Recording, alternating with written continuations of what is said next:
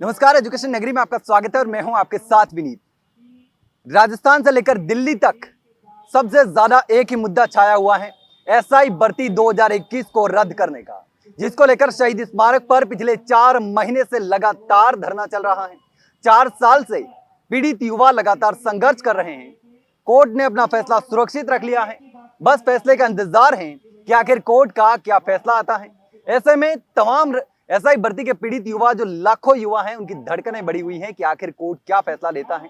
लेकिन ऐतिहासिक फैसला आने की संभावना है। जिस तरीके से इसमें घोटाला हुआ, जिस तरीके से पेपर लीक हुए, जिस तरीके से डमी कैंडिडेट बिठाए गए और जिस तरीके से आरपीएससी के लोग इसमें शामिल थे, बाबूलाल कटारा, रामूराम रायका और उनके रिश्तेदार और ड्राइवर तक और नौकर तक पेपर पढ़ करके नौकरी लग गई। अशोक गहलोत का पीएसओ इसमें शामिल था, वो पकड़ा गया। और अब बीजेपी की सरकार है जो विपक्ष में बड़े बड़े दावे करती थी कि युवाओं के साथ न्याय होगा, लेकिन अब युवा अभी भी संघर्ष कर रहा है, लड़ाई लड़ रहा है। हमारे साथ मौजूद है विकास बिदुड़ी, जो कि लगातार यहां पर पिछले 4 महीने से धरने पर डटे हुए हैं। एसआई भर्ती के पीड़ित अभ्यर्थी और लगातार युवाओं की आवाज उठा रहे हैं। विकास जी, लगातार 4 महीने हो गए हैं धरने को, कोर्ट ने अपना फैसला सुरक्षित रख लिया है, अब फैसला आने की संभावना है, लेकिन इसी बीच आपका संघर्ष जो है वो लगातार चलता जा रहा है। लेकिन अभी तक क्या फैसला आएगा वो तो कोर्ट पर निर्भर करता है। लेकिन अब आपकी जो लड़ाई है वो किस तरीके से लगातार 4 महीने से चल रही है और अब क्या कुछ होने वाला है?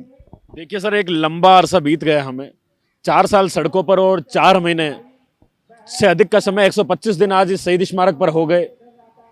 हम भी सुबह शाम दिन रात यही बाट देख रहे हैं कि माननीय न्यायालय कब फैसला सुनाएगा, क्योंकि सरकारों ने तो अपने हाथ खींच लिए।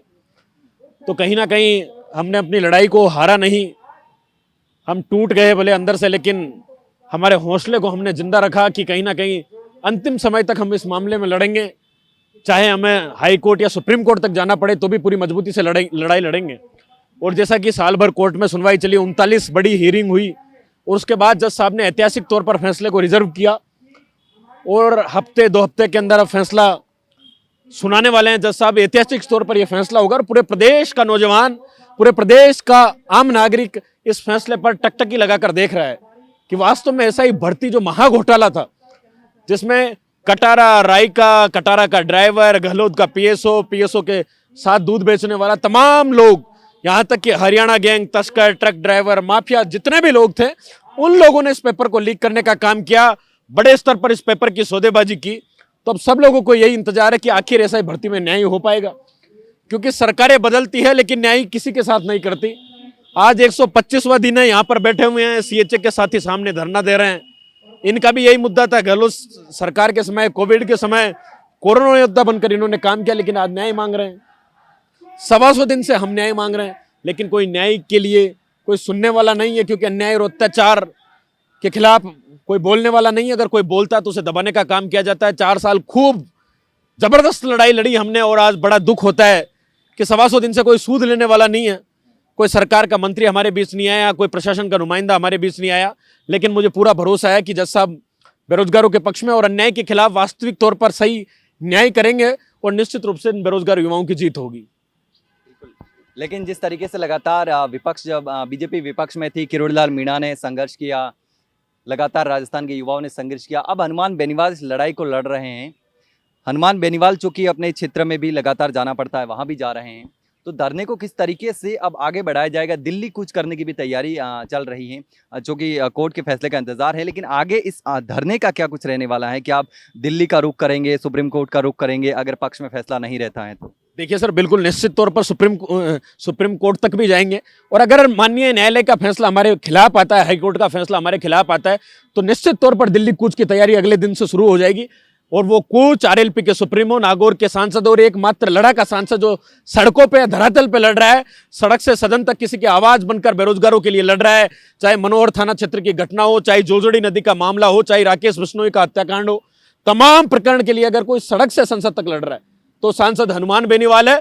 और उन्हीं के नेतृत्व में आने वाले समय में अगर फैसला हमारे खिलाफ आता है तो निश्चित तौर पर दिल्ली कूच की तैयारी पूरी रहेगी, क्योंकि हमने अभी हार नहीं स्वीकारी है, हमारी दिल्ली कूच की पूरी तैयारी है साहब। अगर युवाओं के पक्ष में फैसला नहीं होता है तो दिल्ली कूच की पूरी तैयारी है, क्योंकि हनुमान बेनीवाल पहले ही कह चुके हैं कि हम दिल्ली कूच करेंगे और दिल्ली सरकार की नाक में दम करेंगे। क्योंकि राजस्थान में बीजेपी की सरकार है, दिल्ली में बीजेपी की सरकार है। बीजेपी ने बड़े बड़े दावे किए थे कि एसआई भर्ती में ये करेंगे, वो करेंगे, आरपीएससी में ये होगा, लेकिन हुआ कुछ नहीं। ऐसे में अब देखने वाली बात ये होगी कि हाईकोर्ट का जो फैसला है वो क्या रहता है। लेकिन उम्मीद इस बात की है कि इसमें ऐतिहासिक फैसला होगा। जिस तरीके से सरकार का जो पक्ष था वो कमजोर पक्ष था, और जिस तरीके से सरकार ने बयान बदले, अपनी एसआईटी की बार बार रिपोर्टें बदली, एसओजी का जो बयान था उसमें यह कहा गया कि 35 दिन पहले पेपर लीक हुआ है। लेकिन अब देखना होगा कि आखिर आने वाले समय में इस भर्ती का क्या भविष्य रहने वाला है। फिलहाल के लिए इतना ही, जल्द मिलते हैं एक नई जानकारी के साथ, तब तक के लिए नमस्कार।